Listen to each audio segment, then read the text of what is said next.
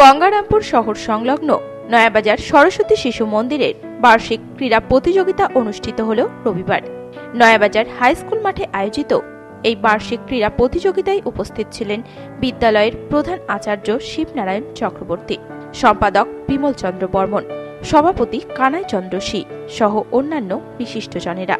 এদিন ভারত মাতা সহ মনীষীদের প্রতিকৃতিতে পুষ্পার্ঘ্য নিবেদন, জাতীয় পতাকা উত্তোলন ও মাতৃবন্দনার মাধ্যমে অনুষ্ঠানের সূচনা করা হয়। এরপর বিদ্যালয়ের ছাত্রছাত্রীদের নিয়ে দৌড়, উচ্চ লম্ফন, দীর্ঘ লম্ফন সহ বিভিন্ন ক্রীড়া প্রতিযোগিতা অনুষ্ঠিত হয়। এই বিষয়ে বিদ্যালয়ের প্রধান আচার্য শিবনারায়ণ চক্রবর্তী জানান, আজকে সবাইকে নমস্কার, শুভেচ্ছা জানাই। আগে প্রথমে আজকে নয়াবাজার সরস্বতী শিশু মন্দিরের পক্ষ থেকে আমাদের বার্ষিক ক্রীড়া প্রতিযোগিতা অনুষ্ঠিত হচ্ছে।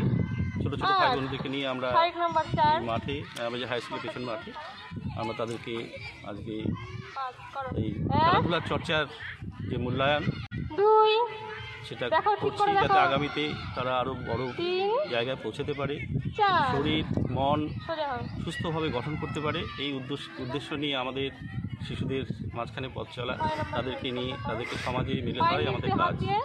উপস্থিত কে আছে? উপস্থিত এখানে আছেন আমাদের বিদ্যালয়ের মাননীয় সম্পাদক এবং সভাপতি মহাশয়।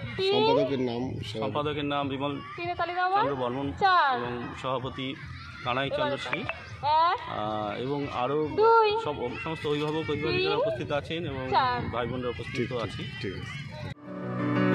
গঙ্গারামপুর থেকে বিশেষ প্রতিবেদন, নিউজ টুডে।